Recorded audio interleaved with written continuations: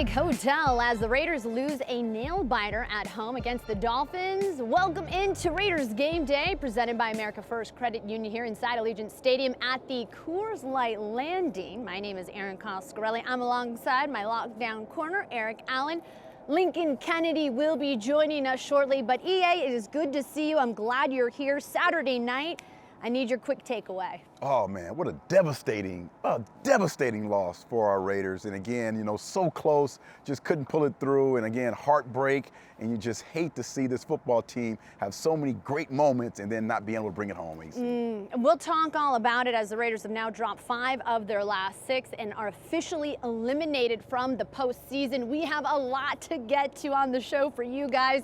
Here is what's on tap. Highlights, of course, from Week 16's matchup against a magical Fitzpatrick and the Dolphins. Gruden post-game reaction. We'll talk about it. A lot of history against the Dolphins. We're going to take you back to one of the most dramatic endings in NFL history against Miami. And of course, regular season finale is upon us. We're previewing the Raiders' Week 17 matchup against the Denver Broncos. But first, let's take you back to Week 16, final home game of the season here inside Allegiant Stadium.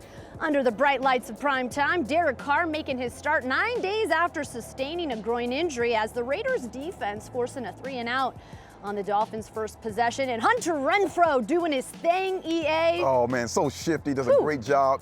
Great explosive plays from the special teams. And you love to see my man Hunter Renfrow getting it done on the punt return. That is right, bringing you to the 32-yard Dolphin territory. Speaking of explosive, Derek Carr, what groin injury. The QB sneak, Raiders first on the board. Fired up DC is. Great job coming back, making big-time plays after the groin injury last week. You say big-time plays, and I just think of number 83, Darren Waller. Pro Bowl, let's go. And let's not forget how good this Miami defense is. I'm sorry about it, Waller. It didn't affect him one bit. Wow, I tell you what, I felt a little bit sorry for Eric Rowe for a little bit, but never mind. Yeah, that's right. Second quarter we go, 4th and 1. Devontae Booker with the 1-yard run, setting up a Daniel Carlson field goal. Raiders up now by 7. And the fake punt from Miami. Did you see this coming? Yeah, Coach Flores, this is a great call from him. I just thought he really dialed it up at the right moment for his football team. And Derek Carr dialing it up to his tight end yet again. Raiders up 7 heading into the half as it would set up a field goal here. Third quarter we go, 2nd and 8. Tua, not his strongest first half, but finding Myles Gaskin there in the first half. As we go to 1st and 10, and this might as well just be a Waller highlight shot sheet.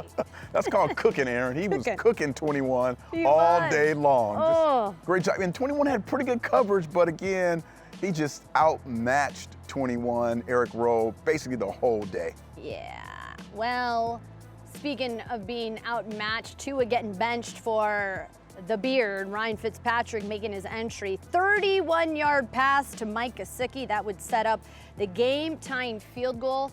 Ball game tied at 16 all. 1st and 22 plays later. How about the Derek Carr 85-yard touchdown bomb to Nelson? Off-script play, outside the pocket, eyes down the field, everything that a big-time quarterback does. DC did it on this play, keeping his eyes downfield. And again, finding our guy Nelly, who's been a great find all year long for this football team. We'll talk about him as a free agent signing, but you're absolutely right. Carlson would miss the PAT. That is important. Raiders up by 6. 1st and 10, next drive. Fitzpatrick to Myles Gaskin, and the Raiders now down by 1. Yeah, Myles had a great impact on this game in the run and in the pass, as you see with this outstanding run and catch here. 3rd and goal. Raiders electing to kneel here, okay, and they would kick a field goal. 25-22. Raiders now up by 3. But I told you, Fitzpatrick and that beard is somewhat magical because his head was almost to the other side, and he made that connection right there. Icing on the cake, Jason Sanders kicks the 44-yard field goal, and the game would be done. Dolphins win by 1, as you can see, 26-25 final score. Solid game by Derek Carr. Of course, no turnovers from number 4 after dealing with that groin injury.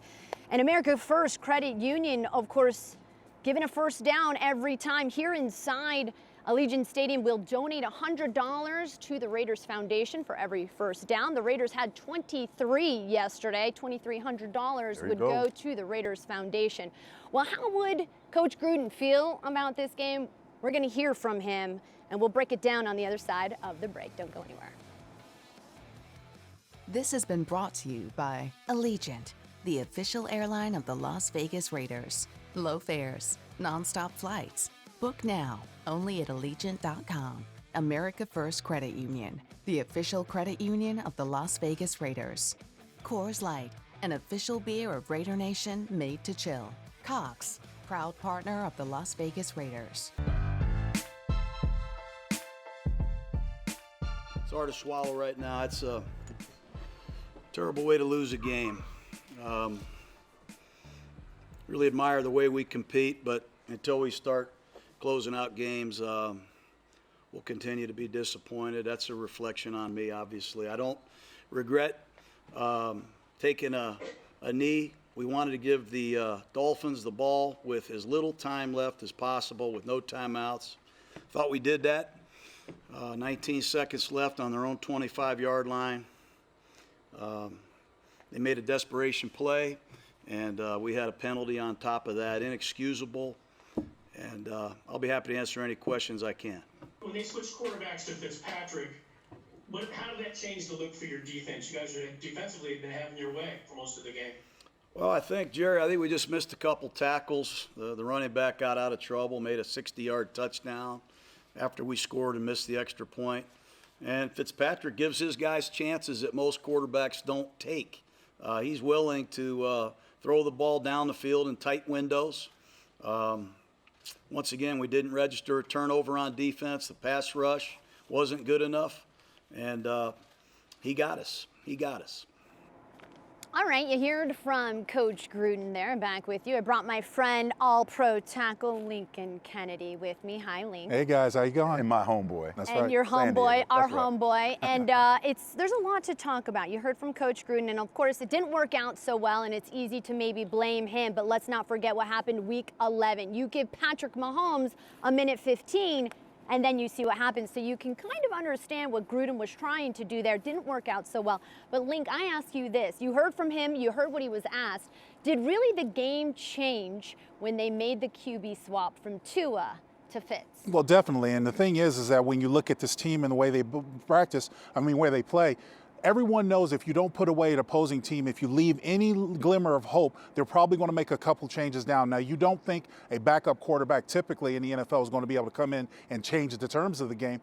But in this case, you had a backup quarterback who was a proven commodity, knew exactly what he's doing, been around the league, ECNEA, and he came in and did the job. Yeah, and that's what Coach Gruden said. He's the kind of guy that takes chances that most quarterbacks don't. Obviously, you saw the tempo change when he was just drilling his wideouts and he was making plays. And what do you believe, EA, happened on that final play that, of course, set up the field goal to do the game-winning end of story for the Raiders? Yeah, really, EC, Link, it's all about one side having experience and the other side not. And again, as a quarterback in that coverage, you know there's going to be a weak spot. We call it the honey spot. It's going to be 18 to 20 yards downfield on the outside part of the football field. And again, if your receiver gets there and your quarterback has enough time to get it there, it's going to be a completion. What you're doing is you're trying to figure out, and under duress, look at this. He's under duress. Sheesh. He's throwing the ball up to where he thinks his receiver is going to be. And again, outstanding play call. But if you see here, freeze it here, again, you're supposed to be 5 across with your safeties too deep, but they're running 4 verticals. That puts so much pressure defensively on you, and you're waiting for that corner up top. He's waiting for that number 2 to release. He never released because he checks. That puts so much pressure on your safety and your quarterback. You have to have great experience as a quarterback to understand how that route is going to develop. And again, it's a learning curve for our defensive backs. It's never the same guy making a mistake. So again, a learning curve, something you have to fix. But again, it's just an outstanding play by a veteran quarterback who's savvy, who came in, and you know what? He knows that Tua's going to be the franchise, but he's just coming in, the reliever, making big-time plays. He threw the ball really, really aggressively in the middle of the football field. And that last play, he's going to be remembered forever. When he's retired, when they introduce him at his school, that they're going to show this play right here, of him making this critical play at a great time in the game for him. I mean, the chances of Yeah. the Dolphins coming back, I mean, the pass was underthrown, his head was turned the opposite way. Yeah. He didn't even see his receiver, and the play was made. I mean, the chances of that actually happening are probably 99.9% never would happen. That's right. Yeah, or And again- the opposite, 0.001%. But listen, I think a lot of people would focus on the way the game ended. Let's talk about what you saw. I mean, 0 for 10 when it came to third down. Yeah. This offense had trouble converting when it came down to it. And people will think about what happened at the end of the game, but there was a lot more that happened before. You know what? There's some This bright field spots, goal. guys, because when you start thinking about defensively, I thought Rod did an outstanding job early on. The defensive line, they were stunning right into the running game. They did an outstanding job of twisting. They had a great energy early, 3 sacks. I thought the linebackers, particularly Corey Littleton, had 8 tackles today. I think this was his best football game. And again, you go back to all these guys playing great football, unfortunately not able to seal the deal. So again, we're going to talk about this last play. But in the midst of this football game, there was great effort. Waller just tearing it up again. Nelly making big-time plays. Derek Carr coming back from injury. Talk about the groin. He goes outside the pocket on an unscripted play, makes a huge touchdown throw to Nelly at the end of the game. But again, these teams that we're facing, the Miami Dolphins, their stuff, they did a great job defensively. But in the game, Ryan just had too much magic. Well, Gruden, you said they liked the way the team fought, and you can commemorate that for most of the season. We've seen some letdowns. It's going to happen. Those guys get paid too on the other side. But when you look at this team and what they've been through and what they did, they never gave up, and they tried. Even when they were down to some more superior teams, they still stayed with them. So there are things to build on for the future. It's a disheartening season, as we all know, but it's still a lot of stuff to build on. Absolutely. And look, the run defense. Remember, this team put 250 yards on the ground against the Patriots the week before, and we only allowed 130. So certainly some things to build off of, and Darren Waller being one of them. Coming up next, he's got 9 games with 100 receiving yards since last season, most by an NFL tight end. You know who we're talking about. Darren Waller is next. Presented by America First Credit Union, the official credit union of the Las Vegas Raiders.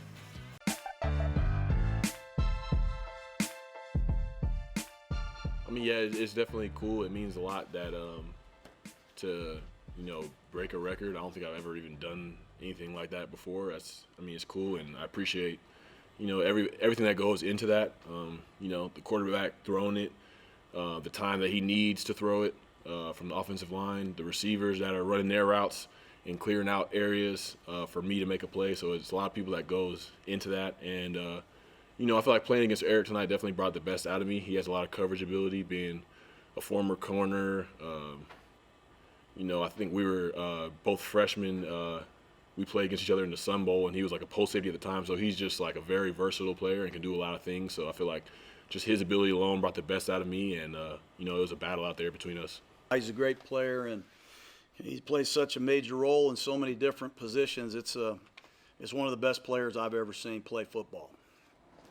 One thing I know for sure, Darren Waller is really good at football. Waller has now joined Todd Christensen as the only Raider tight ends with multiple 1,000-yard receiving seasons. And Link, I ask you this, a lot of conversation about Kelsey, a lot of conversation about Kittle, but does Waller belong in the conversation about being the best tight end in the league? Especially, oh yes, without a doubt. Especially you've seen his growth this year. I mean, it was incredible. There, for a long time, guys, and EA remembers this. This team didn't seem like they had the tight end position covered. It seemed like it was a void. Waller comes in the last couple of years, he has developed and become exceptionally strong. And when you look at this past season, it was definitely a breakout year. And all defenses around the league are going to take notice of number 83 in the silver and black. Sure. He's put the league on notice about what he can do. And EA, I mean, a guy like Waller, you think of Bill Belichick and the double coverage opens up this offense for other opportunities, Ruggs down the field, Agholor down the field. What does he do to opposing defenses, and how does he help the offense? Yeah, that's a great question, EC, because whenever you're faced with a Bill Belichick style defense, they're going to try and figure out a personnel package that can take that tight end out of the game. And yesterday, it was Eric Rowe. And again, it just shows you how big of a factor he could be in a one-on-one situation. And again, I think he has a combination of a lot of Kittle and a lot of Kelsey, but I think they don't have what he has, and that's that ability to be able to stretch the field, go up and get it off of cornerbacks or a defensive back's head. I mean, he's tremendously gifted, talented, athletic, and I'm not sure if he's at his peak right now. He's still going to get better. His route running and just his football IQ is going to continue to increase. Remember, guys, he didn't get a lot of balls in college. He's not a really gifted route runner as of yet. He's just using his athleticism and his athletic ability at this point. Once he gets that route running down and that ability to understand how to use his leverage in his body, I mean, he is going to be just an all-time great tight end in this league. Well, I'm glad you mentioned that, because, Link, where do you go from here when you're Waller and you're putting up numbers and defenses just can't figure him out, and they know that they're going to go to him, but yet they still can't contain him? Where do you go from here when you're Darren Waller? I remember a coach once telling me that if you're not getting better, you're getting passed by. So nobody levels out and still be successful, especially in the National Football League. So what I mean by that is that Darren Waller, as Eric mentioned, has gotten better, but he still needs to work on his route running. He still needs to work on his blocking. As long as he continues to make himself better, he's going to be a threat on this team for quite some time. Sure. But he has to work on his game. You never get satisfied. Always stay hungry. And he makes these insane, unbelievable catches. He goes down with the ball. They're trying to I mean, he's just such an athletic tight end. But you're absolutely right. Having Jason Witten in the room certainly going to, I'm sure, impact the tight end next year. He is tied for the most receiving touchdowns this season. Nelson Agholor, we're discussing him after the break. Not nearly as many times as he normally does. Carr pumps once, pumps again, extends the play. Derek Carr in that bad groin, lofted up for Agholor, makes the adjustment, and the move! The veteran Agholor, weaving his way, he will go! Touchdown Raiders! 85 yards of brilliance from Nelson Agholor. Oh my goodness. Nelson Agholor led the day in receiving yards, 5 catches, 155 yards, his highest yardage total with the Raiders. Arguably one of the best free agent signings in the league, not just with the Raiders. When you think of Nelson Agholor, you guys, when it comes to what he can do in terms of contribution to the team, would you say he is one of the best, if not the best, free agent signings this season? It was such a feel-good story because it reminded me of days of old with the Raiders where you gave a player another chance. I had it, EA came over from another team, and you tried to make the biggest impact that you could on the Raiders. Nelson has just had a tremendous year. And of course, you know, the Raiders were lucky to get him because he had been written off in Philadelphia. People had outcast him. Here's a former West Coast guy, USC guy, wanted to come back relatively on the West Coast and had a tremendous year for the Raiders. He is a great acquisition. Without a doubt, EC. And you know how I feel about Nelly. And again, I think the versatility he brought to this football team early in the season when those two young guys were hurt and banged up, he stepped up, multiple roles, played inside, played outside, made critical catches on third down. He's a great person in the locker room, kind of mentoring these young players, but he's made some explosive, big-time plays. I think Derek feels very comfortable with him. You see all the other big-time free agents, just one of those guys I think I'd take over Nelly, you know, that quarterback. Just one? But just one. Just one now, Okay. EC, just one. But Nelly, 15, has really balled out all year long. So happy for this young man, making critical plays for this football team. Yeah, he's almost tripled his touchdown production from his last season with the Eagles. And as we've done our Raiders post-game show, he's almost always making huge plays. We're always talking about Nelly. We're always talking about how reliable he is. And when you think of the Raiders season, you think of how they have had injuries at the wideout position, right? Henry Ruggs not always available. Bryan Edwards still coming along. And Nelson Agholor each and every week making significant contributions to this team. Yeah, giving you chances and opportunities to win football games. I think coming over from Philadelphia, he was known as a route runner.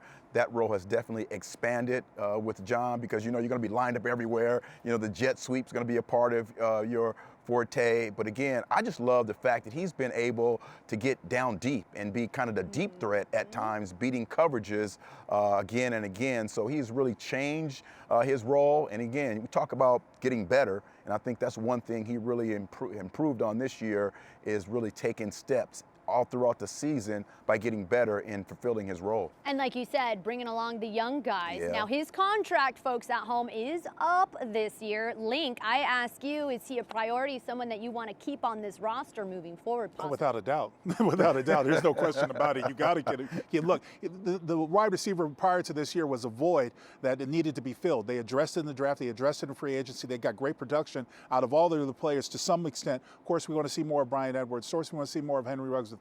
But in the meantime, in the interim, Darren Waller, Nelson Agholor, along with a few others, were the ones that carried this team. And so, I mean, that's important. So he's a priority. And let's not forget, Tyrell Williams was supposed to be a guy that our #1 wide receiver coming into the season. So yes, Nelson Agholor has filled in admirably for the Silver and Black. All right, coming up next, EA Link, they are chopping up some topics, and under further review, we're talking Pro Bowl snubs. Stick around. Presented by San Manuel Casino, official Southern California casino of Allegiant Stadium. It's 17. Ingold set in front of Jacobs. Carr going to throw. Rolls right, wide open. Touchdown, Waller. Jacobs at the hole. Touchdown. Looking to throw. Back in the end zone. Waller with strong hands. Hey, we're playing football all day now. Fires high. Caught in the back of the end zone by Waller for a touchdown. Here's Jacobs again. Jackpot, baby. Raiders touchdown. Comes off the right side. Lunging for the pylon. And in for the Raider touchdown. Over the top. Jackpot, baby. Here's one downfield. And the tight end won a throw. What a catch. Darren Waller. Touchdown Raiders. Well, Josh Jacobs, Darren Waller, both getting voted to their first Pro Bowl this season. No doubt will be the first of many for these two young men. The Raiders, of course, had their second lowest rushing totals when number 28 did not play. Remember, that was against the Jets. He leads them in touchdowns and, of course, is an absolute nightmare for opposing defenses. Link, I ask you this. It's become clear that this is a different offense when JJ is on the field. He is the engine of the Silver and Black when it comes to the offense. No doubt about it. And Gruden in this offense had a lot of toys to play with, but the running game has always been a main staple because the running game is a quarterback's best friend. So Jacobs' production, along with Devontae Booker, really helped this team along at EC, pulled him out a lot of places, and really gave him balance at time this season. Well, EA, we talk about it too. What is it about JJ that makes his game so dynamic? Yeah, he's just such a fluid, gifted runner. Patient at times, explosive at times. Would love to see him get more involved in the passing game. And I know Gruden loves the role fillers. You know, you have your third down guy, but I really would love to see him on first down at times being involved in the passing game. So give him the ball, screens or quick throws, and have him one-on-one with a corner or a linebacker or a safety. There's no way they're going to catch him. We're going to put his hands on him because he's such a great runner with the ball in his hands. So again, just a very dynamic player, explosive player. Need to see him involved in the passing game a little bit more on first down. And something he has said before the season, he wanted to get involved too. I think his goal was 60 receptions. I'm not quite sure his receptions at the moment. Research, tell me in my ear and I'll say it on the show. But it's a good point because he does want to get involved in the passing game, and it would just make this man even more of a threat than he already is. All right, talking Pro Bowl leads to our first topic here. Under further review, of course, a no-brainer, JJ and Darren Waller making it to the Pro Bowl. But who do you guys believe might have been snubbed this year, Link? You know what? I've got to start up front. Denzel Good did a great job for us and coming in relief, and Richie Incognito even played the right tackle. Now, I know it was his first year, and he's probably not going to get all the recommendations or all the acknowledgments that he should, but he had a wonderful year. And if anything, he should be at least an alternate, so he's put on the map going forward. But that's my pick. I've been falling in love with this game all year, and he got hurt in a little bit in that Dolphin game, it was unfortunate, but he was having a tremendous year. Yeah.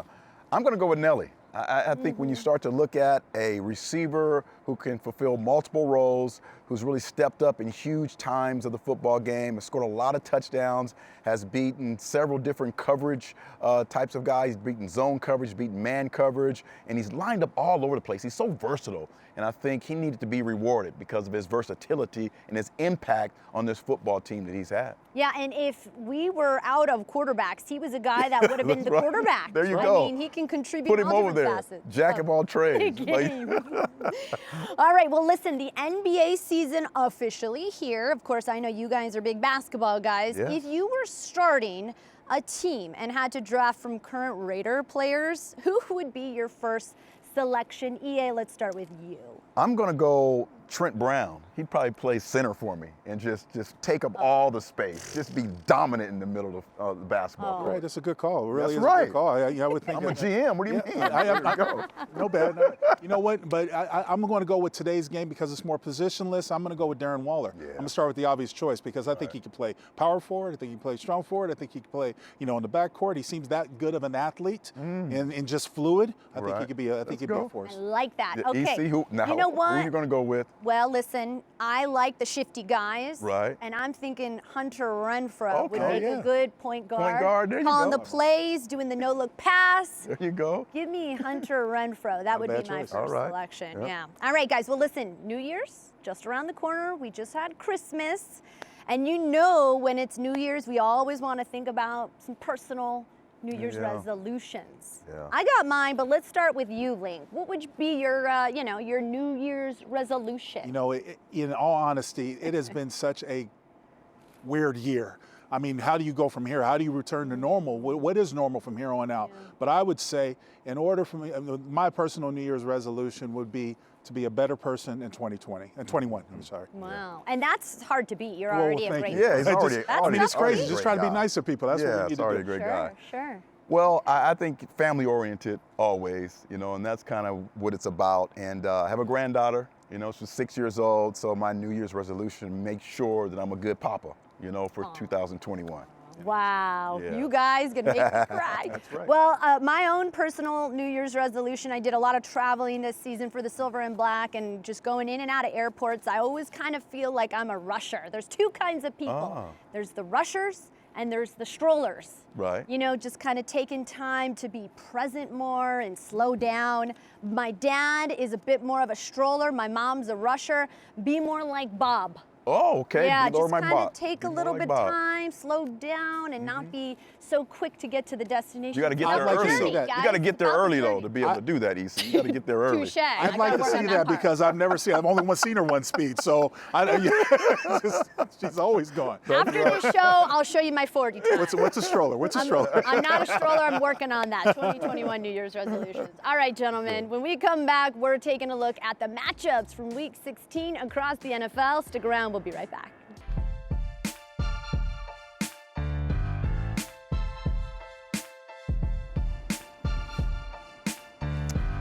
Welcome back into Raiders game day here inside Allegiant Stadium at the Coors Light Landing. Erin Coscarelli. I brought my friends Eric Allen and Lincoln Kennedy with you. Gentlemen, it is time for Scores Around the League presented by Sports Water, Week 16 edition. And of course, take a look right there. The Chiefs barely beating the Falcons 17-14. They lock up that 1 seed. The Steelers trailing 24-7 in the third. They came back, they beat the Colts, and were able to clinch the AFC North. The Jets end up winning. We know what that means. Gentlemen, as you take a look, Week 16 around the league, what stood out to you that happened? Well, I heard, because I can't see the screen because I'm too old, the Eagles. You know what? Jalen Hurts comes in. Everyone's in Philly. They're excited about this young quarterback. They think that the future is there, and they end up losing to the boys, the Cowboys. And the Cowboys may be in the playoffs after everything they've gone through, all the stinking they've done. they're going to get to the playoffs. That's not right. But I am just tickled by seeing that 23-16 score. Jets over the Browns. Everyone was talking about the double digit for the Browns. Good for them, congratulations. But I tell you what, the Jets reaffirmed my faith in football players all around the world because we're not going to give up for draft choices. No. We don't care about the draft Link. choices. We want to play, we want to win now. So thank you, New York. Yeah, that's right. Giants get the #1 pick. Yeah. Interesting. So they'll probably be the quarterback from Clemson, right? Yep. Yes. Yes, Trevor Lawrence. The difference maker. Trevor Lawrence. Okay, well, real quick, I mean, as we take a look at the scores, we're heading very shortly into the postseason. To you guys, maybe your biggest playoff threats. Link, who do you think is It's a good one. Playoff football is just a different world. It's a different world altogether. So you either rise to your occasion. Pittsburgh showed something by being able to come back and beat the Colts. Yeah. That was pretty impressive. The Colts are a good team.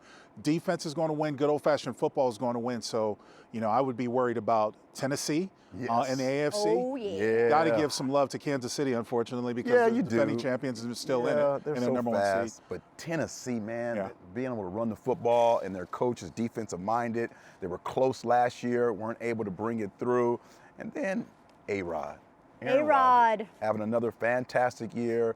The outside receiver is just tremendous. Their secondary is pretty good. So, look for those Packers and those Titans to make some waves in the playoffs. Maybe the favorite for the MVP as well. That's right. Aaron Rodgers. All right. Yeah. Well, Lincoln, we appreciate you joining us for your very first Raiders game day. We know that you've got to go back to the Texas Hold'em poker table. Yes. But we appreciate when we get some time with you and get to pick your brain. So thank you so much for joining the show. It's a pleasure doing the Silver and Black show with you. It's always a pleasure to see you, brother. I love you, man. And this has been a great treat. Thank you for having me. We love when Lincoln Kennedy stops by. All right, when we come back, the year was 1974. The Raiders and the Dolphins. Snakes, late game heroics.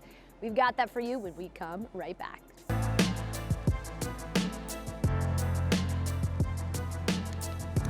Well, this week's Intermountain Healthcare Impact Team of the Week is the Shadow Mountain Junior Mustangs out of North Las Vegas. In 2020, they became the 14 under NYS state champs. The team emphasizing discipline and hard work as their keys to success, both on and off the field. Hey, congrats, you guys, on being named the Intermountain Healthcare Impact Team of the Week.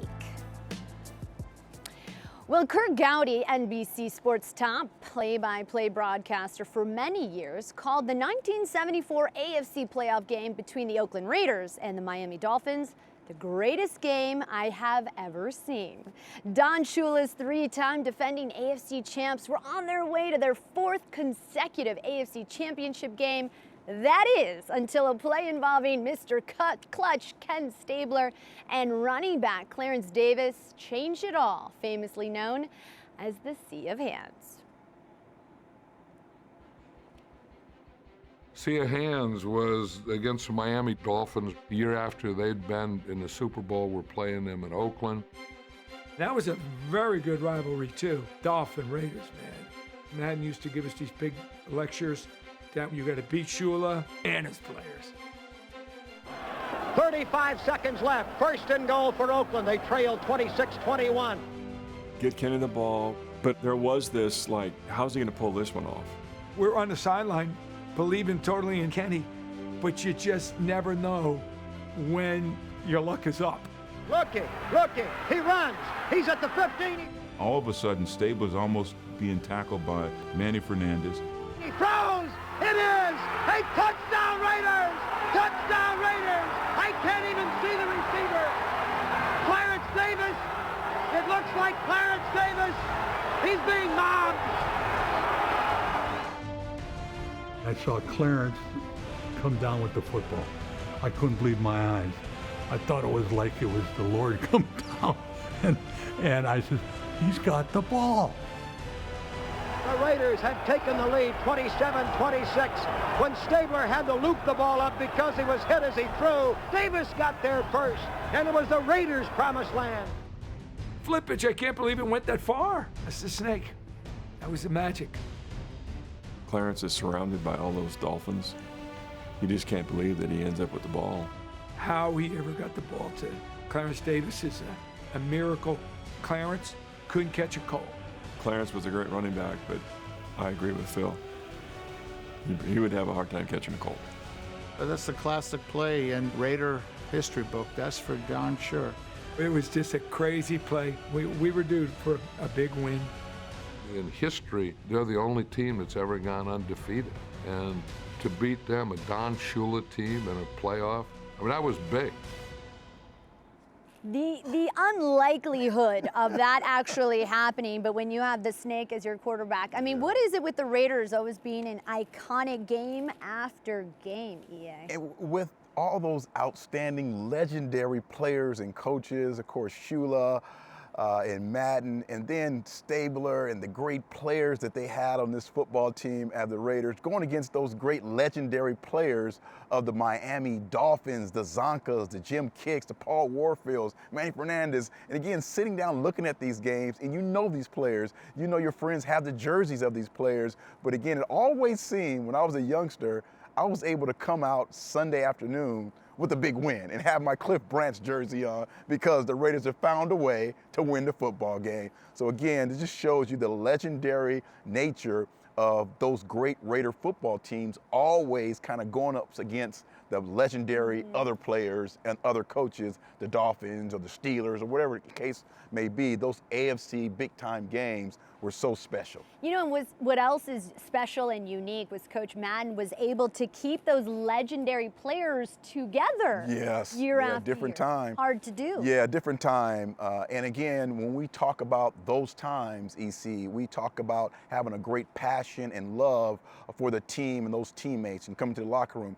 And we have that here today now, but it's just totally different because once you were drafted with the team back in those times, you were going to be there forever, or you hope you would be there forever. And again, they really able to have great community awareness. They were able to create bonds in the locker room. Just again, those over and over, you know, Ken Stabler, Casper, we've shown so many big time plays with all of our great legendary Raider players. And you know, one of the things that makes me feel privileged and honored to be a part of this, you know, iconic organization is the rich history and the rich tradition. For you as a player, knowing the lineage of the silver and black, does that make it feel even more iconic for you as a former player? Yeah, it sure does, EC, and I think some of the players are carrying that forward also just by the number you choose when you come here. And again, I go back to, you know, 21, and I've always worn that in the National Football League, and when I had an opportunity to wear that here with Oakland, I knew the significance of that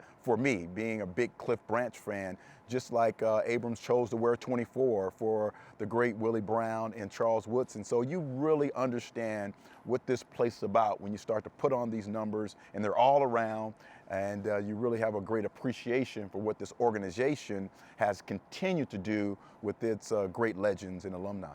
Truly an icon to be a part of the Raiders organization. All right, well, the Raiders are going back on the road, ladies and gentlemen. We're previewing the Silver and Black's next game against the Broncos. Stick around, we'll be right back.